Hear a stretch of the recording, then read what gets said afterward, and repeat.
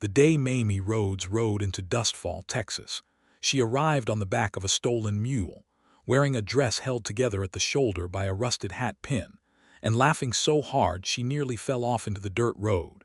And that was the moment Robert Ford stopped breathing for the first time in 3 years. Dustfall was not a town that inspired much in the way of joy. It sat in the crease between two long, flat stretches of West Texas plain like something the land had coughed up and forgotten about. The year was 1883, and the town had been scraped out of the dust by cattlemen and opportunists who had since mostly moved on, leaving behind a general store, a livery, a saloon that smelled of old wood and older regrets, a church with a broken bell, and a scattering of houses that leaned slightly in one direction, as if they had all agreed, wordlessly, to give up.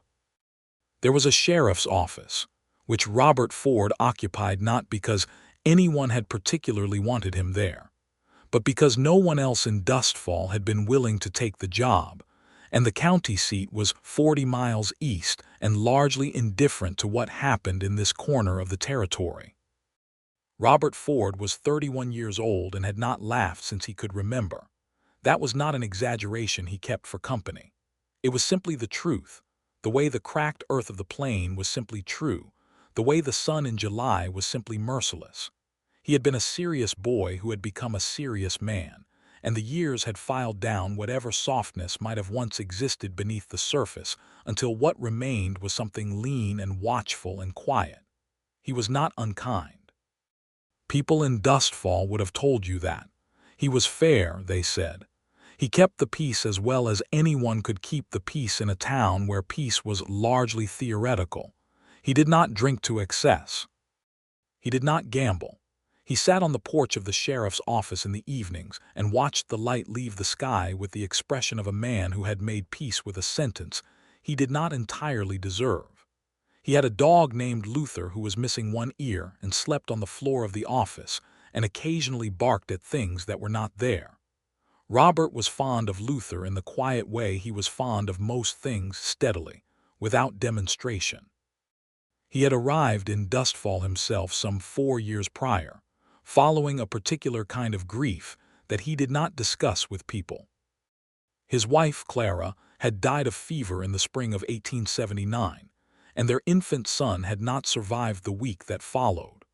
Robert had buried them both on a hillside outside of Abilene, and then he had gotten on his horse and ridden west until the horse needed rest and a town appeared, and someone said there was a sheriff's position available, and that had been the end of the journey and the beginning of the stillness. He was not unhappy, exactly.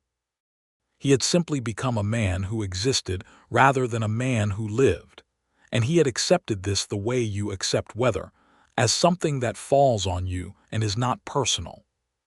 So when Mamie Rhodes came riding into Dustfall on a large, disagreeable gray mule that she was clearly not in command of, laughing with her whole body and clutching the saddle horn with both hands, while the mule did its level best to ditch her in the road, Robert Ford looked up from the porch of the sheriff's office and felt something happen in his chest that he did not immediately have language for. The mule came to an abrupt stop in the middle of Main Street, if you could call it that, the single dirt road that bisected Dustfall, and Mamie Rhodes pitched forward, caught herself, then sat back up with the kind of composure that suggested she had practiced recovering from undignified situations and had gotten very good at it. She was wearing a dress of blue cotton that had been through considerable hardship, and her dark hair, which had presumably started the day in some kind of arrangement, had largely escaped whatever was meant to be holding it and was falling around her face in loose, spiraling pieces. She was, Robert estimated, somewhere in her middle to late 20s. Her eyes, when she looked up and found him watching from the porch, were brown and direct and full of something that might have been amusement at her own situation. "Excuse me," she called out, not appearing to be particularly embarrassed. "Is there a livery in this town? This animal and I have had a disagreement about the terms of our arrangement, and I think it is time we parted ways." Robert stood up from his chair. Luther lifted his single-eared head and then put it back down.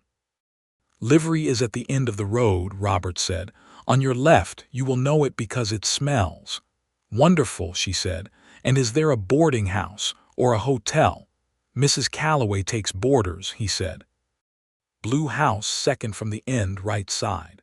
She nodded as if she were making a mental note of something important. And are you the sheriff? I am. Good, she said.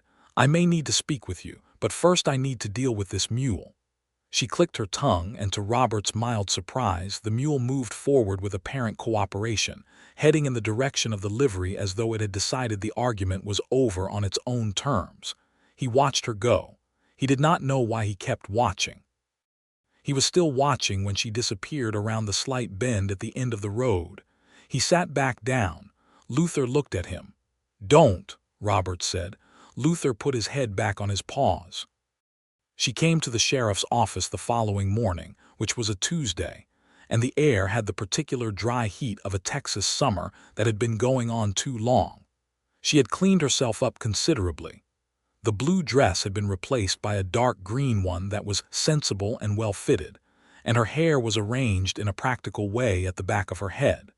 She knocked on the open door of the office even though it was open, which Robert noted and appreciated. People who knocked on open doors were usually people who understood that spaces belonged to someone. Come in, he said. She came in and looked around the office with the same direct attention she had applied to him the day before, taking stock, cataloging, forming impressions. She looked at the wanted posters on the wall.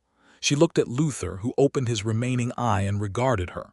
She looked at the desk, which was relatively orderly, and at the stove in the corner, which had a coffee pot on it. May I sit? She asked. Please, he said, and indicated the chair across from his desk. She sat and smoothed her skirt in one efficient motion and looked at him. My name is Mamie Rhodes, she said. I came from St. Louis originally, though I have not been there in some time. I am looking for work. What kind of work? He asked. The kind that exists, she said simply. I can teach. I can keep accounts. I can cook tolerably well, though I would not lead with that. I can sew. I was a schoolteacher for 3 years in Kansas before the school closed. The school closed? He asked. The town it was in closed, she said, and there was a flicker of something behind her eyes that was not quite amusement, not quite sorrow, but something in between. It is a more common occurrence than you might think. Robert looked at her. She looked at him. He had the sense that she was waiting, not with impatience but with a kind of settled readiness, the way someone waits when they have learned that hurrying rarely helps. There is no school in Dustfall, he said. I noticed, she said. Are there children? He thought about it. Some. Then there could be a school, she said. It does not need to be a building at first. It can be a room, a corner of a room. It can be whatever there is, and then it can grow. Robert looked at her for a moment longer than was strictly necessary. You would need to speak with the town council about that, he said. Which is to say, you would need to speak with Hector Aldridge, who runs the general store, and 2 other men who largely agree with whatever Hector says. That sounds manageable, she said. It is less manageable than it sounds, he told her. But it is not impossible. She smiled at that, not a big smile, but a real one, the kind that started somewhere genuine and arrived on the face naturally. Thank you, Sheriff, she said, and stood. I appreciate the information. Ford, he said. Robert Ford. Thank you, Robert Ford, she said, and went out into the morning. He watched the empty doorway for a moment. Luther sneezed.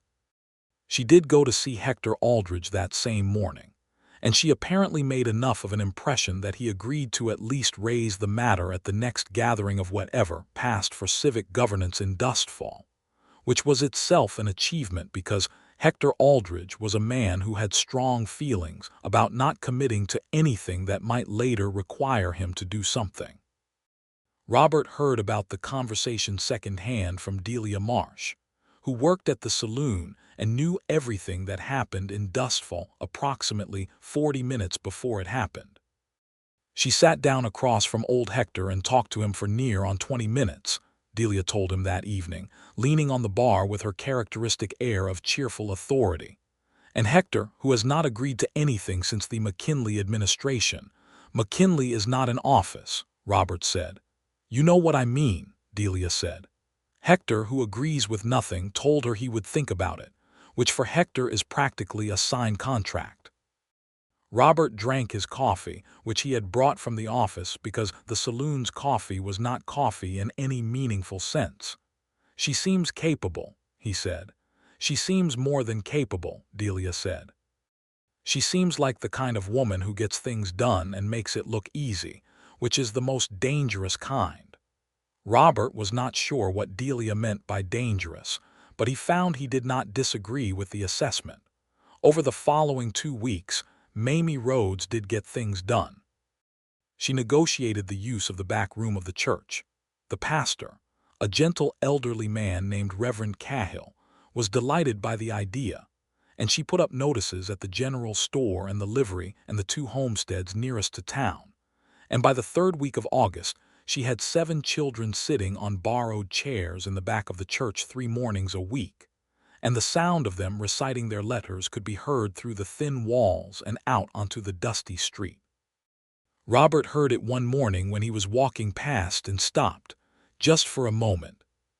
He listened to the sound of 7 children saying the alphabet in slightly imperfect unison under the clear, patient direction of Mamie Rhodes's voice, and something moved in him, something old and deep and nearly forgotten, like water far underground that you could only know was there if you pressed your ear to the right piece of earth.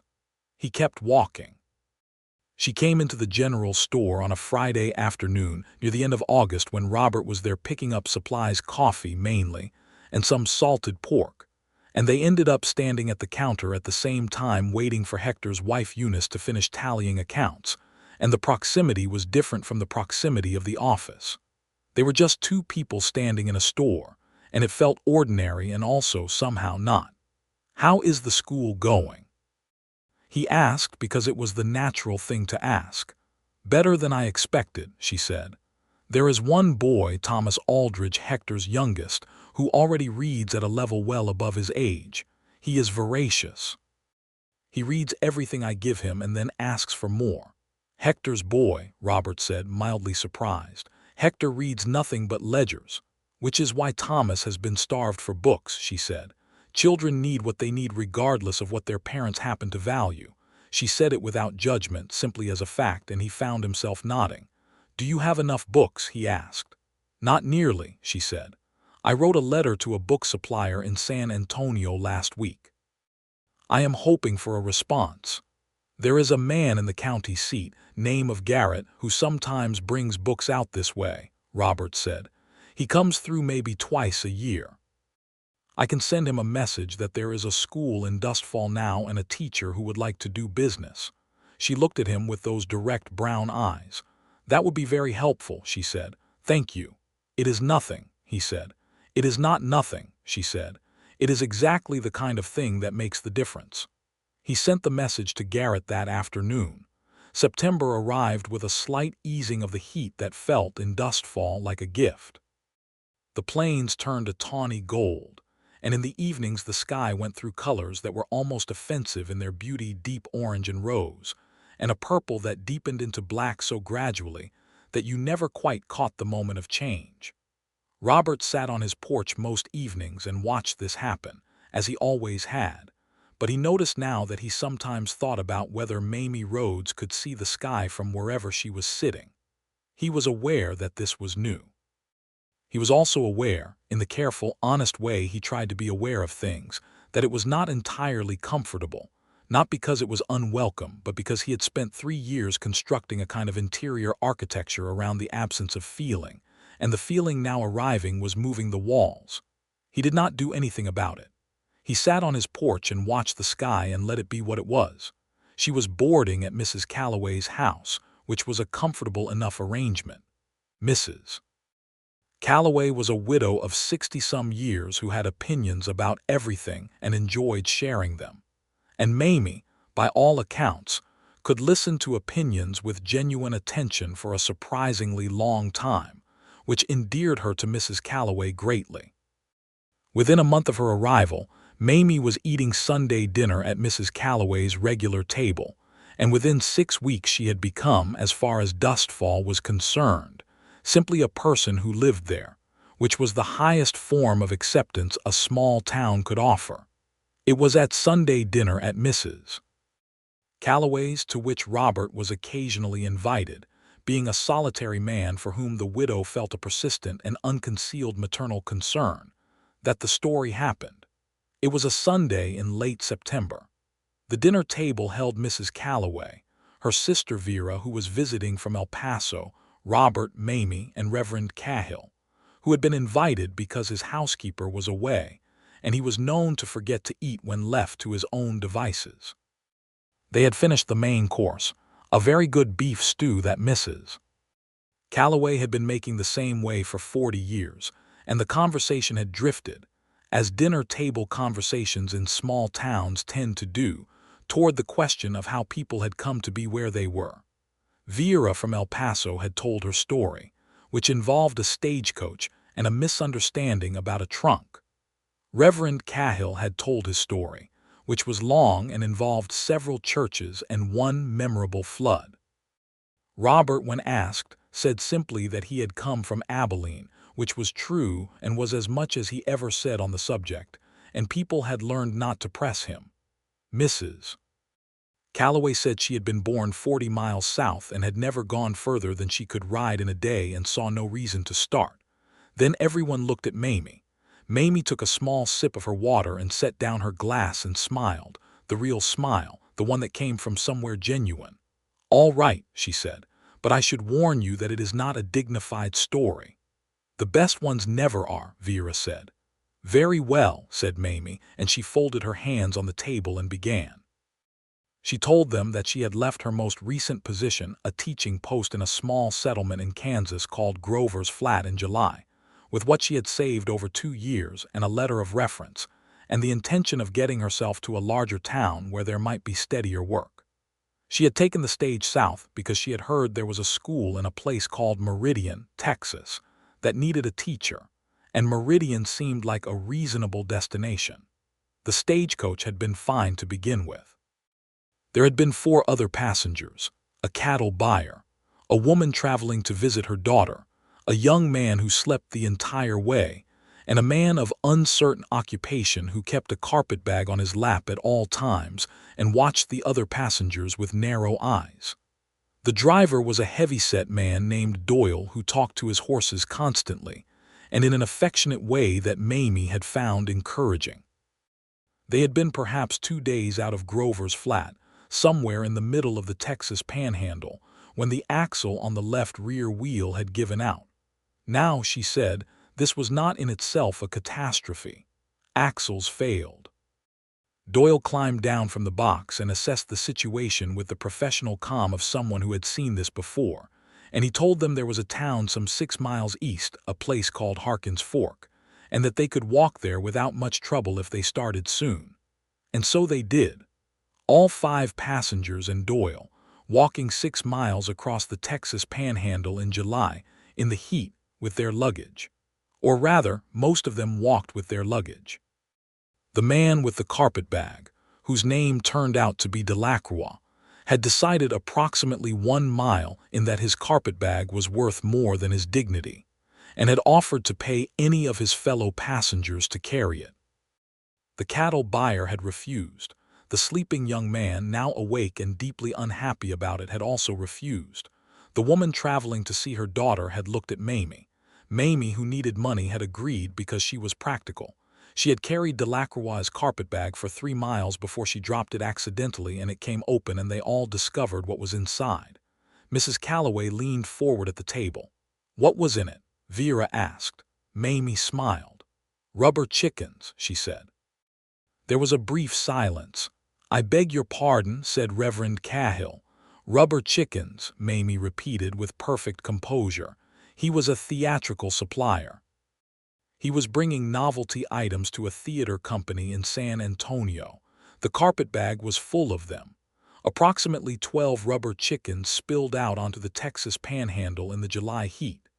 Mrs. Calloway made a sound that was somewhere between a gasp and a laugh. Vera covered her mouth. Even Reverend Cahill made a noise, but she was not done.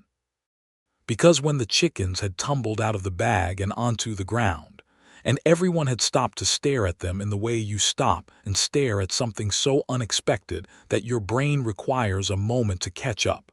In that moment, a mule had appeared from apparently nowhere. A large gray mule, traveling without apparent direction or owner, had come up over a low rise in the plain, seen the rubber chickens, and apparently decided that they were either a tremendous threat or a tremendous opportunity because it had charged. There followed, she said, a period of considerable chaos. The cattle buyer had been knocked sideways. Delacroix had run. The sleeping young man had demonstrated a previously unknown capacity for speed. Doyle had attempted to control the mule, which did not want to be controlled. The woman traveling to see her daughter had picked up a rubber chicken and thrown it at the mule, which had seemed to enrage it further. And Mamie, who had been standing in the direct path of the mule's erratic circuit, had done the only thing that had occurred to her, which was to grab the mule's bridle as it came near, put her foot on a wheel spoke of the broken stage. The stage was still there, tilted on its ruined axle, and pull herself up onto the mule's back. The mule, apparently surprised by this development, had stopped charging and started running. In the wrong direction, away from Harkins Fork. Away from the other passengers and the rubber chickens and the broken stagecoach. Into the Texas plain. She had ridden that mule for 2 hours, she said, before she got it stopped. By then she was hopelessly turned around and had no idea which direction Harkins Fork was in. She had found a creek and followed it south, reasoning that water went somewhere, and she had been right in the sense that it did indeed go somewhere, though the somewhere turned out to be a dry gully by mid-afternoon. She had found a ranch then, a small, struggling operation, and the rancher's wife had given her water and cornbread and told her that Dustfall was the nearest town if she kept heading south. She had kept heading south on the mule, which had by that point accepted its situation and hers, and seemed amenable to continuing as long as she did not make any sudden movements. That, said Mamie Rhodes, was how she had arrived in Dustfall. On the back of a mule that did not belong to her, with a dress held together by a hat pin, with no luggage because her trunk was still on the broken stagecoach 6 miles north of Harkins Fork, with approximately $4 to her name, laughing because the alternative was to sit down in the road and cry, and she had found in her experience that laughing was nearly always more useful. And then she folded her hands again and looked around the table. The table erupted. Mrs. Calloway laughed until she had to press her napkin to her eyes. Vera from El Paso said, "Rubber chickens," 3 times in succession with increasing disbelief. Reverend Cahill laughed with the full-bodied, surprised quality of a man not accustomed to laughing at dinner. Even Doyle, who was not at the dinner table but who Robert would later tell the story to, laughed until he had to sit down. But the one who surprised everyone who surprised himself most of all was Robert Ford. He laughed.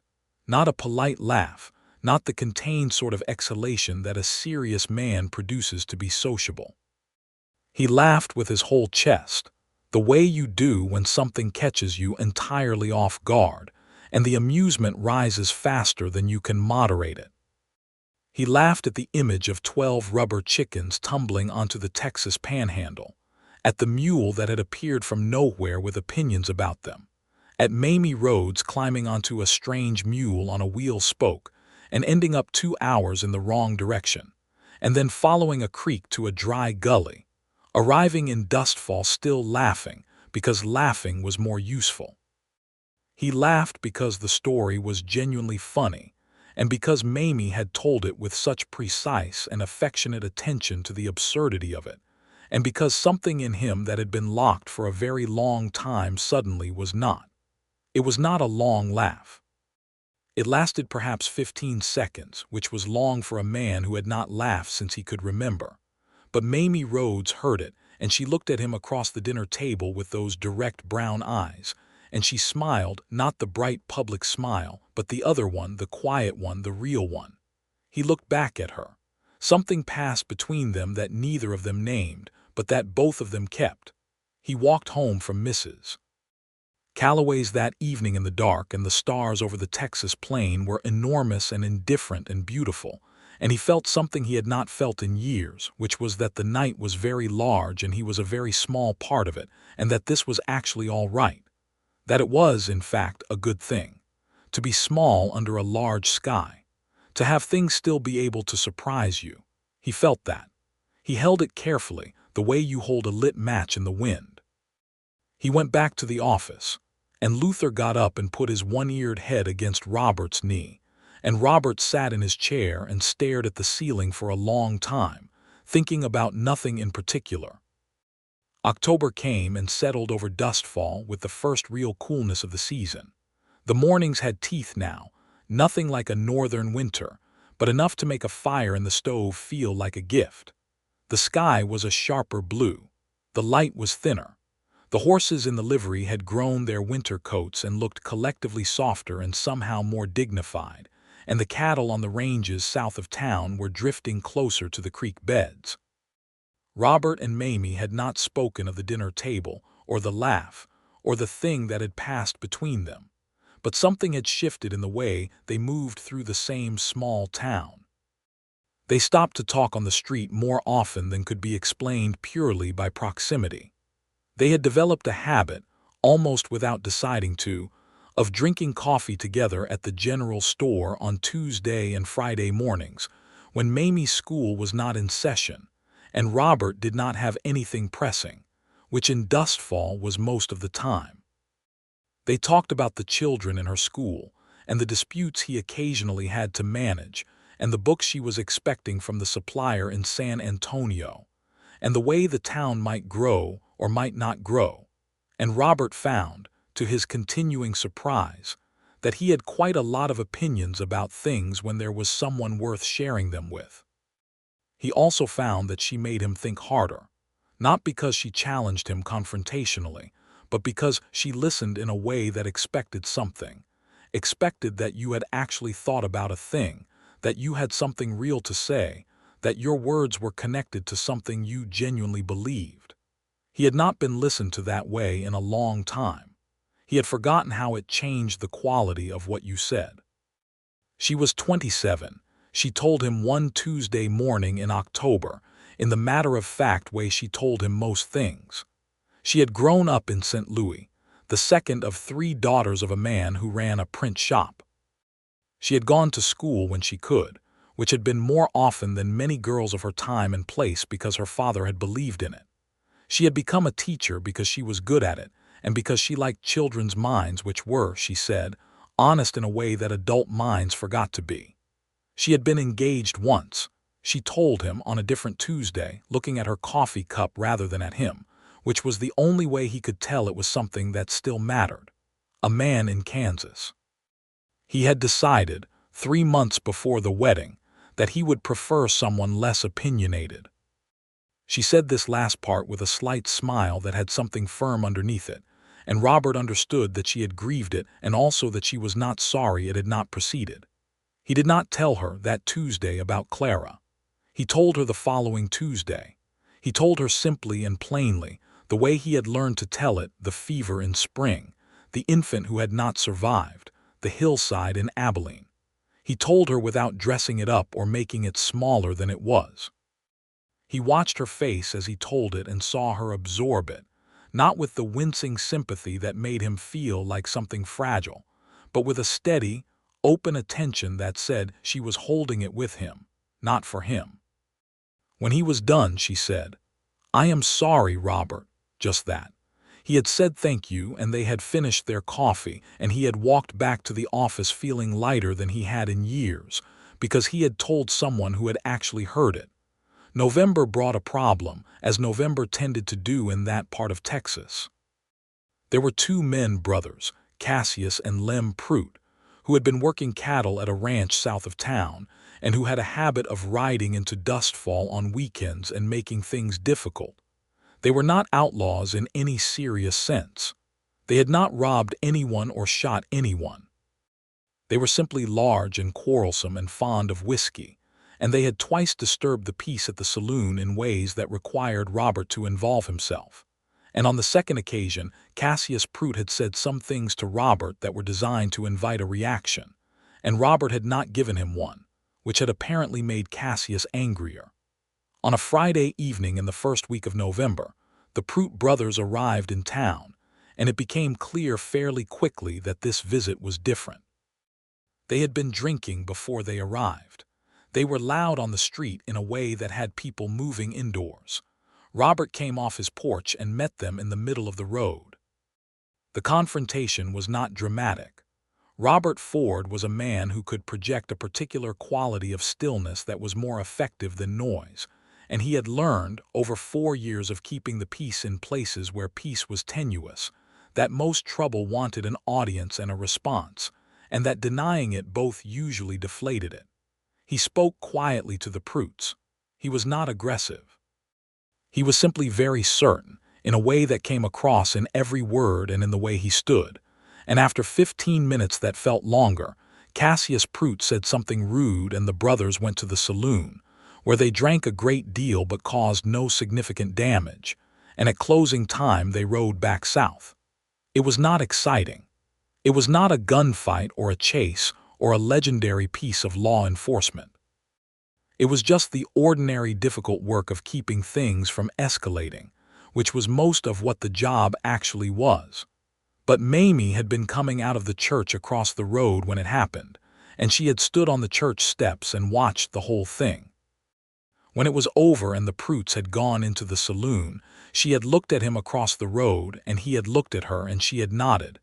Just once, deliberately, the way you nod when you have seen something that confirms something you already suspected. He nodded back. He went back to the porch.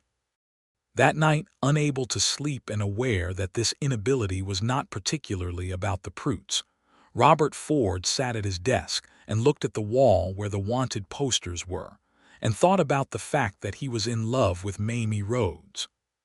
He thought about it directly and without flinching, the way he tried to approach most things, and acknowledged that it had been true for some time and that denying it any further would be a waste of energy he could use for other things. He was also aware, with the same directness, that he did not know what she felt. He knew that she liked him. He knew that they were friends in a way that was real and mutual. He knew that she had told him things about herself that she did not seem to tell easily. But he did not know if any of that added up to what he was feeling, and he was not the kind of man who assumed. He sat with this for a few days. He sat with it through the rest of the week and through the following Monday, when the book supplier's shipment arrived from San Antonio, 12 books for the school, and one extra that the supplier had included, apparently, just because it fit in the crate, and he helped Mamie carry them from the freight wagon to the church. And they stood in the back room of the church unpacking them together, and the children who were there ran their hands over the covers with a kind of reverence that made Robert's chest ache in the good way. And Thomas Aldridge, Hector's youngest, picked up a copy of Robinson Crusoe and looked at it with the expression of a person who has just been handed something they did not know they needed, and Mamie looked at the boy and then at Robert, and the look she gave him was so full of something warm and unguarded that he had to look away for a moment. He asked her to walk with him that Thursday evening. Just that. They had finished a Tuesday coffee and she was going back to the school, and he had said, without entirely planning to, "Would you like to walk with me on Thursday evening? The sunsets have been good this week." She had considered him for half a moment with those direct eyes. "Yes," she said, "I would." They walked south of town on the Thursday, where the flat land opened up and the sky was enormous. The sun was going down in the particular way it did in November, not the grand orange catastrophe of summer, but something quieter and longer, layers of color settling into one another at the edges of the world. They walked for a while without talking, which was comfortable because they had learned together how to be comfortable with silence, which is something you cannot manufacture and which means something when it is real. Then Robert said, "I want to tell you something." "All right," she said. He started again. He was a man who used words carefully and did not like wasting them, but this was a moment that required more than careful. It required honest. "I have been very glad that you came to this town," he said, "whatever the means by which you arrived." She made a small sound that might have been a laugh, including the mule. "Especially the mule," he said. She looked sideways at him, and there was color in her face that was not entirely the sunset. "Robert," she said. "I am not a man who says things he does not mean," he said. "And I am not asking you for anything you are not willing to give. But I would very much like, to know if you would consider spending more time with me."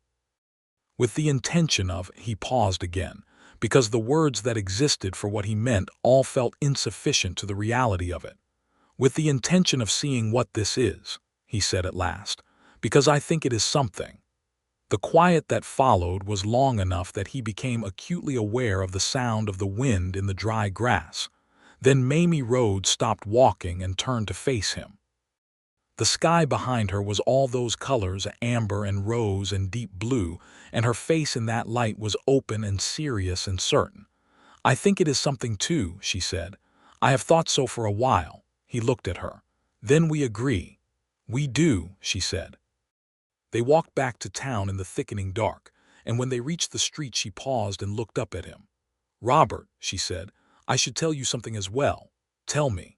"I am not going to pretend that I am uncomplicated," she said. "I have opinions, and I am told they are numerous. I have plans that change. I have mornings where I am not pleasant company, and I will warn you about those mornings in advance when I am able, and when I am not able, I will apologize afterward. I am stubborn about certain things. I am not interested in becoming smaller so that I am easier to manage." He looked at her for a moment. "I have not," he said, "at any point thought that you were small." She studied him. "No," she said after a moment, "I don't think you have." "Good night, Mamie," he said. "Good night, Robert," she said. He walked back to the office. Luther looked at him from the floor with the expression of a dog who had been waiting for something to happen for quite some time and had strong feelings about the delay. "All right," Robert said. "All right." December arrived, and with it Mamie's trunk. She had written to the stage company about the broken axle, and eventually the company had tracked down her luggage and sent it, battered but intact, via freight from Harkin's Fork. She received it with great relief, as it contained her winter coat, her good boots, her teaching materials, and 4 books that were her own and that she had been missing. She told him about the trunk at coffee, and there was such genuine warmth in her face over the recovery of 4 books that he went to Garrett, the book dealer who had started coming through Dustfall since Robert's message, and bought 2 more for her for Christmas without telling her what he was doing. He gave them to her on Christmas morning at Mrs. Calloway's, where there was a small gathering of the people who made up Dustfall's unofficial community: Reverend Cahill, Delia from the saloon, the Aldridges including young Thomas, and a few others. She unwrapped them and looked at him with such clarity of feeling that Mrs. Calloway made a noise and looked away and then looked back again. "You did not have to do this," Mamie said. "I know," he said. "You did not have to do this," she said again, but differently this time. "Merry Christmas, Mamie," he said. She held the books against her chest and looked at him, and Mrs. Calloway made the noise again, and Delia from the saloon said, "Finally," under her breath in a tone that suggested she had been waiting for this moment specifically. The new year came in cold and bright, 1884, and Dustfall was, in the way of small towns, exactly the same as it had been and also slightly different. The school now had 11 students. Word had spread to the outlying homesteads, and 3 families had started making the trip in twice a week. Reverend Cahill had, with the help of a few willing men from town, repaired the church bell, which rang now at 8 in the morning and at 6 in the evening with a sound that was not perfectly melodic, but that had a sincerity about it. The Prout brothers had moved on to a different range and were someone else's problem. Delia had hired a new girl at the saloon, which meant there was enough help that she could occasionally take a Sunday afternoon for herself. And Robert Ford walked out with Mamie Rhodes on Thursday evenings and on Sunday afternoons, and they talked and walked and sat on the porch of the sheriff's office in the evenings after the school day was done. And the town watched this, with the collective satisfaction of a community that had been missing something and was glad to see it found. Robert was aware of being watched, and it did not particularly bother him. What mattered was what was real, and what was real was in the quality of the silence they had together, and in the way she challenged him and the way she laughed, not the polite laugh but the real one, and in the fact that he kept thinking clearly about things he had not been able to think clearly about in years. He was waking up, he felt. Not dramatically, not all at once, but steadily, the way the light comes first just less dark, and then color at the edges, and then the full thing. He kissed her on an evening in late January on the porch of the sheriff's office, when they had been talking about something, the creek level, he thought, or the Aldridge boys reading progress, or possibly both, and there had been a pause and she had looked at him and the pause had said something that he answered. It was not a long kiss. It was careful and deliberate in the way he was careful and deliberate, and when it was done she looked at him with those eyes that saw things clearly. "Well," she said. "Yes," he said. "All right then," she said. He laughed, a small, quiet, warm one, and she looked startled for a half-second before she smiled. "I like hearing you laugh," she said. "I want you to know that." "I know," he said. "I'm beginning to think you are the reason it happens." She was quiet a moment, and then she reached out and took his hand, and they sat on the porch in the cold January evening, and the stars were very large overhead, and Luther slept inside. February brought a difficulty that Robert had not anticipated, which was Mamie's notice from the school board in Meridian, the one she had originally been heading for when the stagecoach axle had failed. They had finally found her, via a letter that had taken 4 months to reach Dustfall through various forwarding addresses, and they were offering her the position if she still wanted it. Meridian was a larger town, the salary was better. The school was a real building with 4 rooms. She showed him the letter on a Tuesday morning, setting it on the table between their coffee cups without comment and waiting while he read it. He read it. He set it down. He was very still for a moment. "What do you want to do?" he asked. "I want to know what you think," she said. "I am asking what you want," he said, because he was not going to be the reason she did not go somewhere she wanted to go. She looked at him steadily. "What I want," she said, "is a school that is large enough for 11 children who deserve better than a borrowed back room. What I also want is not to leave Dustfall. I find I have become very attached to it." She paused. "And to certain people in it." He looked at her. "But if you are not ready," she said with characteristic directness, "to give me a reason to stay that is specific and concrete rather than implied, then I think I should probably go to Meridian because it is a good opportunity and I owe it to myself to take good opportunities." Robert Ford set down his coffee cup. He had not, until this moment, said plainly what he felt, only implied it and acted on it, and let it be evident in every conversation and every Thursday walk and every moment on the porch. He had thought that was enough. He saw now that it was not enough and that she deserved the words. "I love you," he said. The words came out simply, the way he said all important things without decoration. "I have loved you since I am not sure exactly when, since the dinner, since the story about the mule perhaps.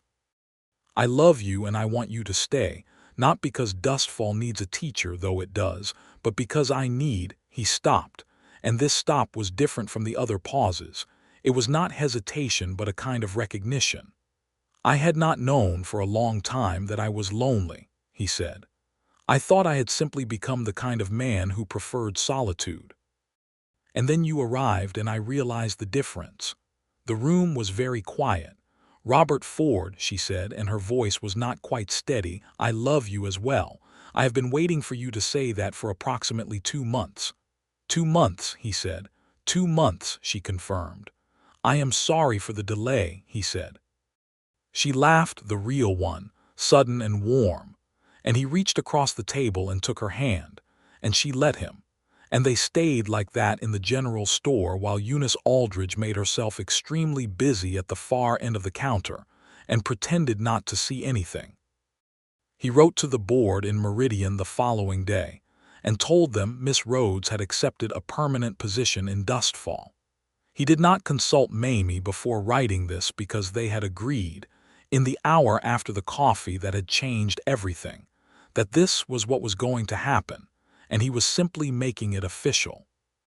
He proposed to her on the porch of the sheriff's office on the 14th of February, which he recognized was a predictable choice, and made it anyway because the day existed for exactly this purpose, and he was not going to be embarrassed about being direct. He had made a ring himself from silver wire, not because he was too poor to buy one, he was not, but because he had spent 3 evenings making it, and that seemed like the right kind of evidence. She looked at the ring for a long moment, and then she looked at him. "Yes," she said. "Obviously, yes." "Obviously," he repeated. "I thought you were never going to ask," she said. "I was considering asking you myself." "Why didn't you?" "I thought it would startle you," she said. "It would not have startled me," he said. "I am noting that for future reference," she said, and she let him put the ring on her finger, and it fit because he had taken careful note of the size of her hand over the preceding months in the way a man does when he is planning something. They were married in April, in the church where she held her school, with Reverend Cahill officiating and most of Dustfall attending, and Mrs. Calloway crying very audibly and with great satisfaction. Delia from the saloon stood up with Mamie because they had become unexpectedly close over the preceding months, an unlikely friendship that had grown out of Delia's knowledge of everyone in town and Mamie's interest in actually knowing them. Young Thomas Aldridge served as a kind of unofficial page and carried the rings with an expression of intense responsibility that made Robert almost laugh during the ceremony. Almost. He managed to keep his composure mostly. He did not manage to keep it entirely when Mamie appeared at the end of the church's small aisle. There was a proper aisle now, with boards Reverend Cahill and some volunteers had laid the week prior, and the sight of her in her good dress, which she had altered for the occasion with remarkable skill, with flowers in her hair that were real wildflowers she had gathered that morning from the edges of the plain, stopped every thought in his head and replaced it with a single, absolute certainty. Reverend Cahill said the words, they said theirs. Robert Ford had not known, before he said the words in that church, how much weight a sentence could hold, how much a sentence could carry when it was meant with every part of you. But he knew when he said them, looking at Mamie, that he was going to remember the exact quality of the light in the church and the sound of the wind outside, and the way she looked at him for the rest of his life. They were given the rest of the day by general consensus of the town, which meant that Delia made sure no one bothered them and Mrs. Calloway provided food, and then tactfully went to visit her sister Vera.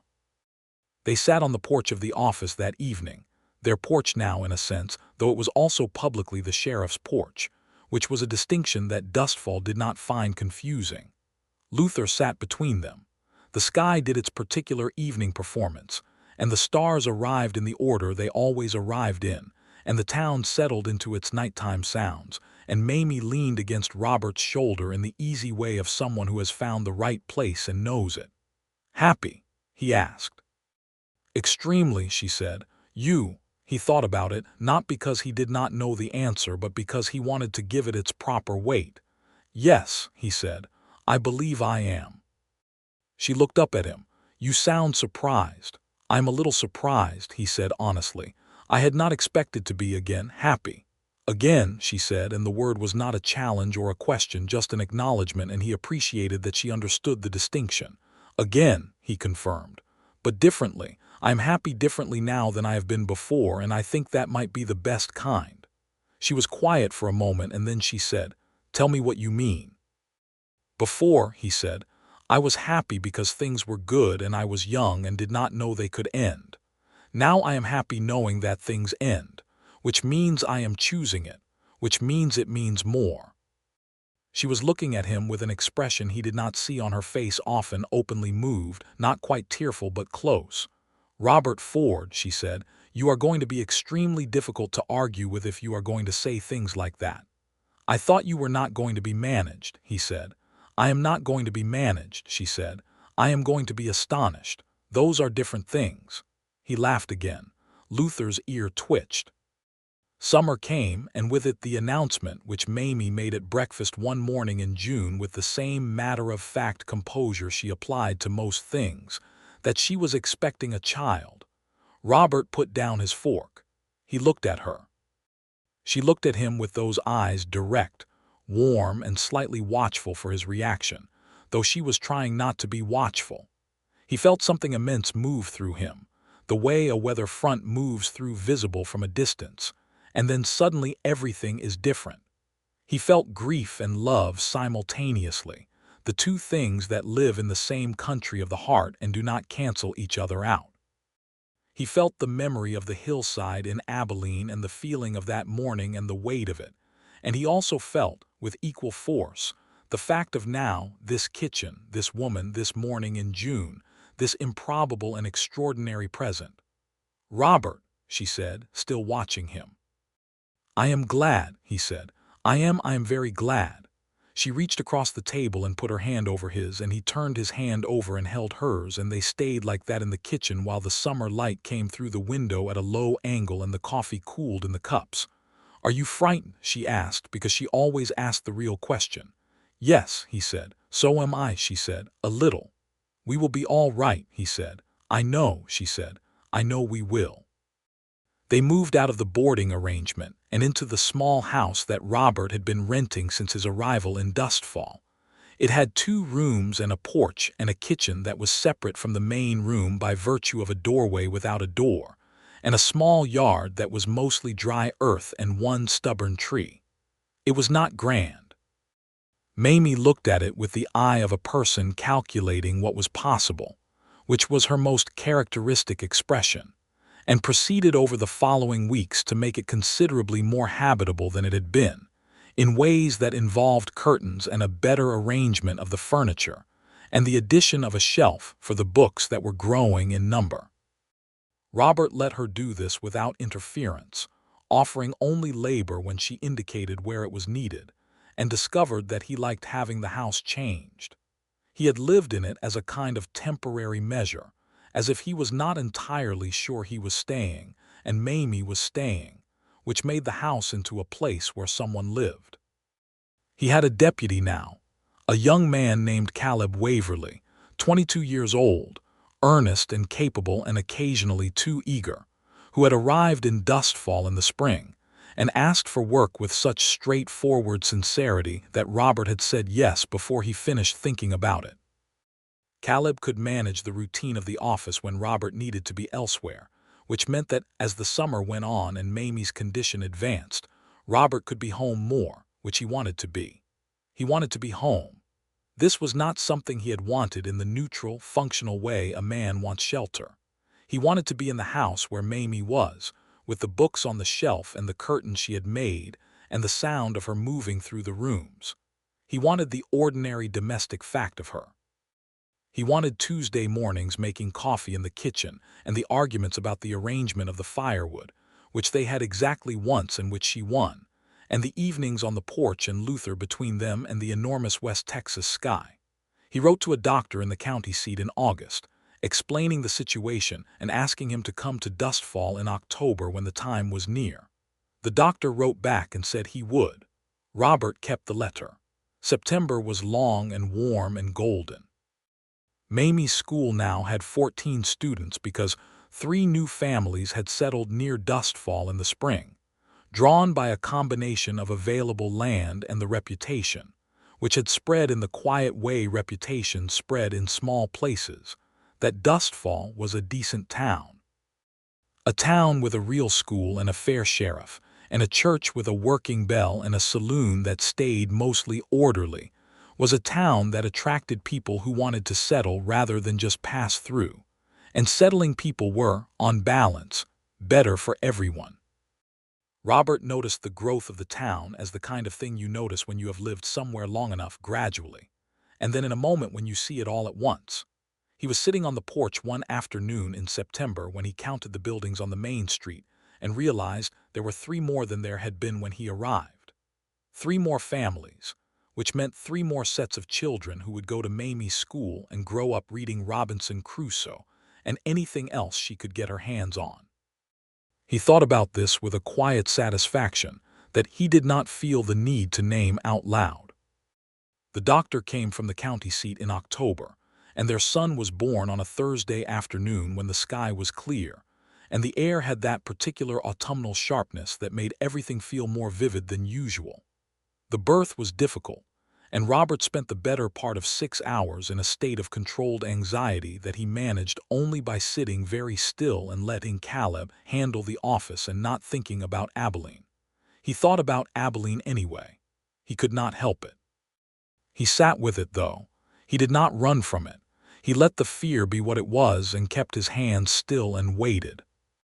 The doctor came out at 5 in the afternoon and told him he had a son, and that Mamie was doing well, and that the boy was healthy. Robert stood up from the chair he had been in for 6 hours and went in. She was in the bed in the good light of the late afternoon, and she looked tired in the deep bones, tired way of someone who has done a difficult and necessary thing, and she was holding a small wrapped form, and she looked up at Robert when he came in with an expression that contained everything. "Come here," she said. He came. He sat on the edge of the bed. She put the boy in his arms. The boy was very small and very red and had dark hair and was making a small, indignant sound, as if objecting to the recent change in his circumstances. Robert held him and looked at him for a long time without saying anything. He was aware of Mamie watching him, and of the doctor quietly leaving the room, and of Luther, who had stationed himself at the bedroom door and was watching proceedings with intense interest. "Hello," Robert said to his son. The boy continued his objection for a moment longer and then stopped and blinked with the unfocused blink of someone still deciding what eyes are for. "What shall we call him?" Mamie asked. Robert had thought about this. He had been thinking about it for months in a careful, private way. "Henry," he said, "if you agree, after your father." She made a small sound that was not quite a word. "Your father believed in books and education and that his daughters deserved both," Robert said. "I think a man with those qualities deserves a namesake." "Henry," she said very quietly. And then, after a moment, "Henry Robert Ford." "That is a very significant name for a very small person," Robert said. "He will grow into it," she said. "I am certain of it." Robert held his son, and his wife watched him from the bed, and the autumn light came through the window, and the bell in the church rang at 6 as it always did, and Dustfall settled into its evening as it always did, and it was, Robert Ford thought, the most ordinary and the most extraordinary moment of his life. The winter of 1884 into 1885 was a cold one, cold enough that the creek south of town froze, which people in Dustfall said was unusual. The school moved its hours to account for the dark mornings, and Mamie managed the logistics of an infant and a classroom with a competence that Robert watched with frank admiration and said so regularly. "You are doing well," he told her, because she worked hard and deserved to hear it. "I am surviving," she said, not with self-pity but with the honest assessment of a woman who was tired and doing it anyway. "Surviving well," he said. She laughed. She had a better sense of humor about her own situation than anyone he had ever met, which he thought was one of the most underrated qualities a person could have. Henry was a good baby, which they acknowledged with the slightly superstitious gratitude of new parents who know this could have gone differently. He ate and slept with reasonable regularity and had, from the beginning, a watchful quality. He looked at things. He looked at the books on the shelf and at Luther and at the curtains in the window and at his parents with the same intent, cataloging attention that Robert recognized in his mother and found in his son, both familiar and extraordinary. By spring, Henry was sitting up and looking at board books that Mamie held for him, and turning pages with small, determined fingers, and Thomas Aldridge, who was 12 by now, and had become Mamie's devoted satellite, sometimes came to visit specifically to read to the baby, which he did with great seriousness, and which Henry seemed to enjoy. Garrett the book dealer came through in March and brought a crate that was larger than usual, because Mamie had sent a list in January that was ambitious. Garrett told Robert, while they unloaded the crate, that Dustfall was his best account in the county, which Robert relayed to Mamie, who received it as her due. Spring came up out of the ground slowly and then all at once, the way it does in Texas. One week it is still hat-tan coat weather, and then the next week the grass is green and the wildflowers are everywhere, and the air smells like something new. Mamie went out on a Saturday morning in April and gathered wildflowers from the edges of the plain, the same way she had for her wedding. But this time she brought Henry in a sling against her chest, and he looked at the flowers with the appropriate seriousness of a person encountering a new category of thing. Robert came out of the barn where he had been fixing a fence rail and saw them in the field, his wife in the morning light, bending to gather flowers, and his son observing the process with infant gravity, and stood still for a moment, simply looking. There were moments since Mamie's arrival in Dustfall that Robert collected. Not consciously, not deliberately, but the way you collect things that matter, they simply stayed. The laugh at the dinner table, the walk south of town in the November light, the morning she told him she was expecting a child, the afternoon with Henry in the bedroom, and this one, this spring morning, this woman and this boy in the field. He went out to join them. By the following summer, the summer of 1885, Dustfall had grown again.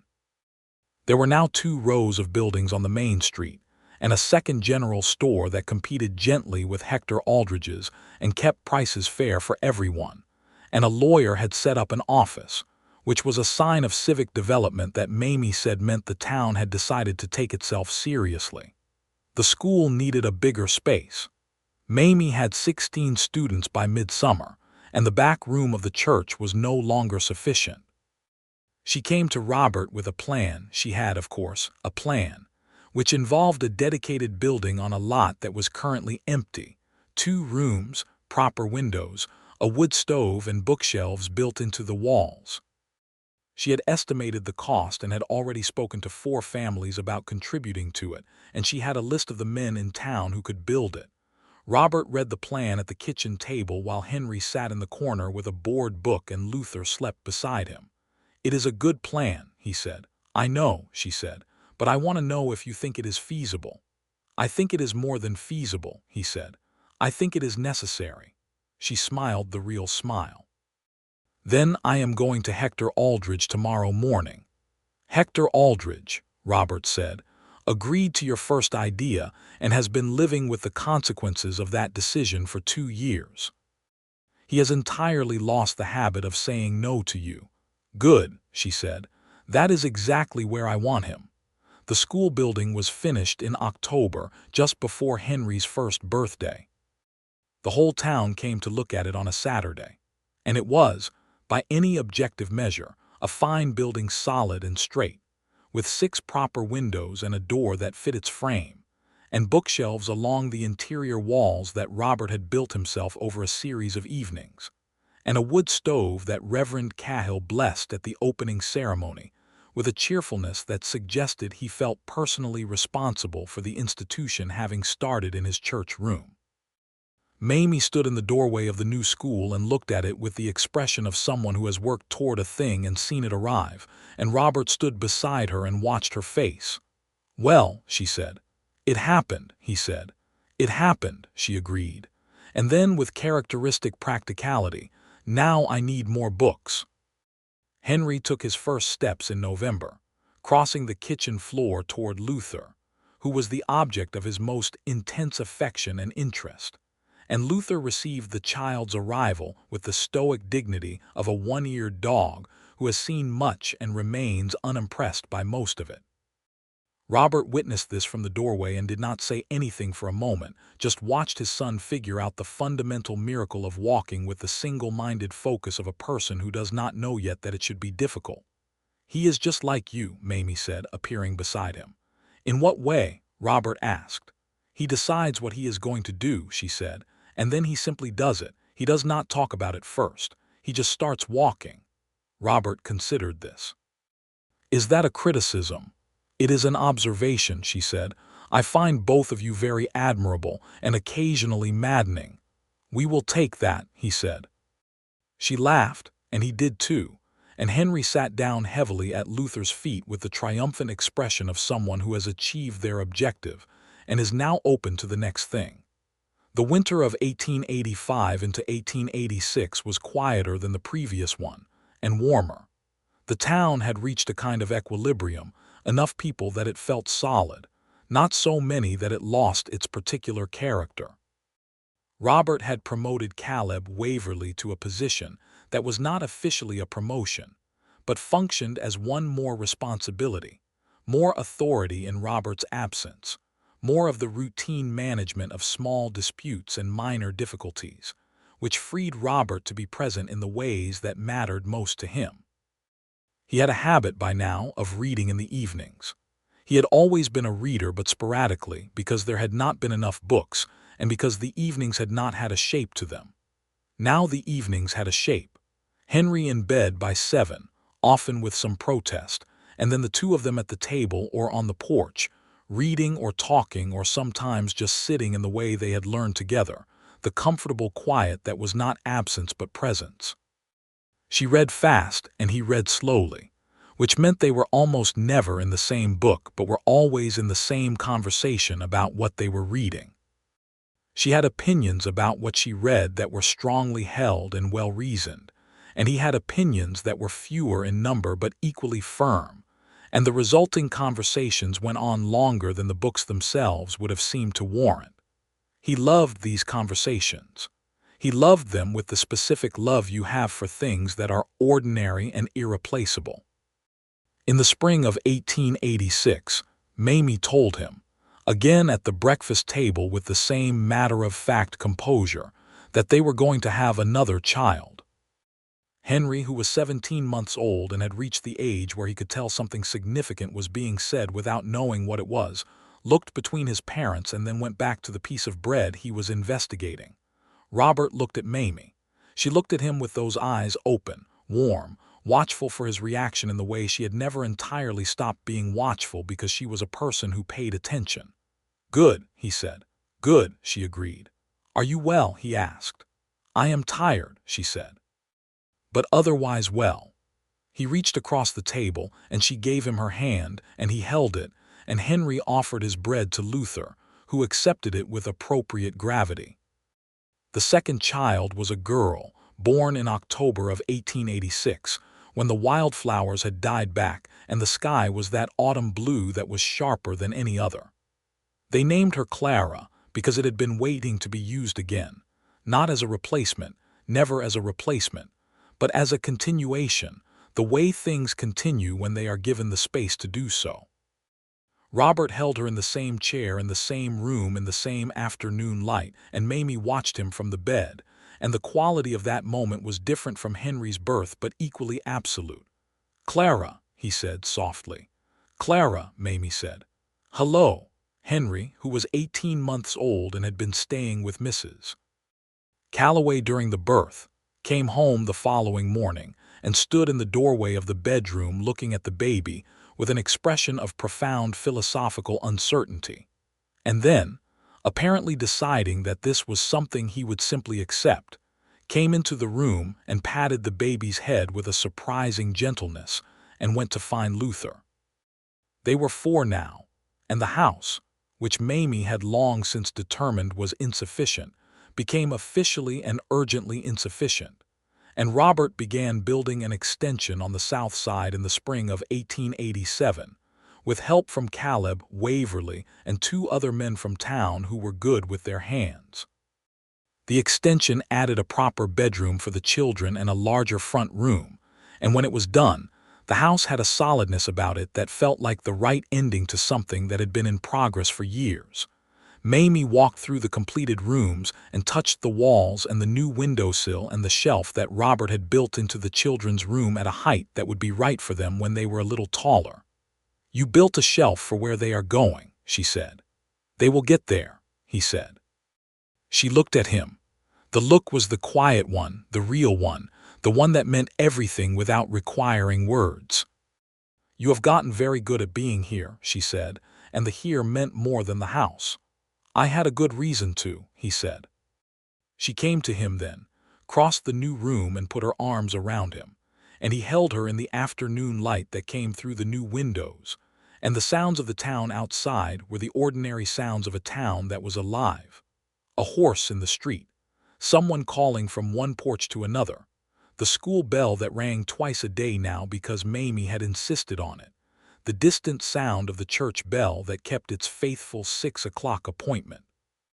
In the summer of 1887, something happened that was small and particular, but that Robert later thought of as the moment everything became truly closed, not just resolved, but complete. He was sitting on the porch on a Thursday evening, as he had been sitting on Thursday evenings since before he could keep track of the habit, and Henry was on the porch steps playing some game that involved rocks arranged in a pattern of his own devising, and Clara was asleep inside, and Mamie was in the rocking chair to his right with a book on her knee, and old Luther, who was moving slowly now and had earned his rest, was stretched out between the chairs. The sky was doing its thing. The long, layered West Texas sunset, the colors settling into one another at the edges of the world. Henry looked up from his rocks and said, with the directness of a small child who has thought of a question and sees no reason not to ask it immediately, "Papa, why are you smiling?" Robert looked at his son. He looked at the sky. He looked at Mamie, who was looking back at him over the top of her book with those eyes, those direct, warm, extraordinary eyes. "Because I am happy," he said simply.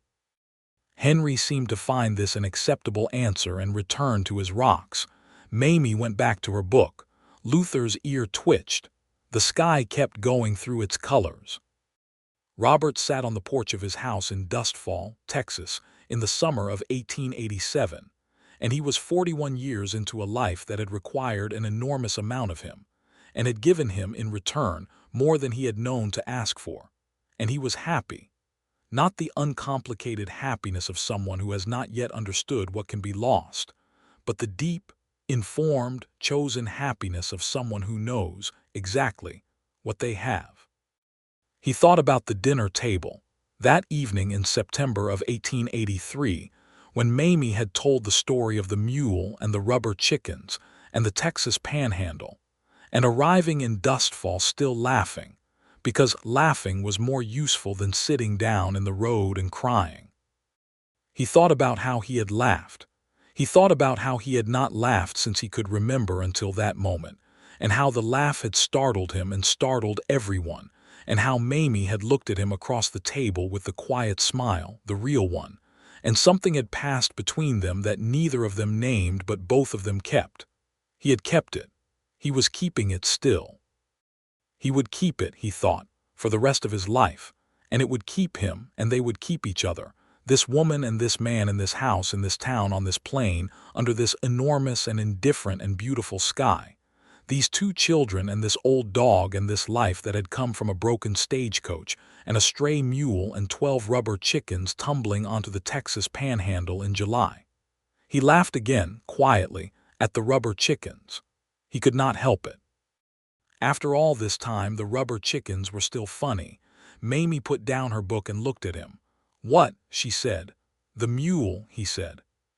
She considered him for a moment, and then she started laughing too, the real laugh, sudden and warm and genuine, and Henry looked up from his rocks again with the expression of a child who has been left out of a joke and is not sure whether to be offended, and Robert reached over and ruffled his hair, and Mamie wiped her eyes and picked up her book and shook her head, still smiling.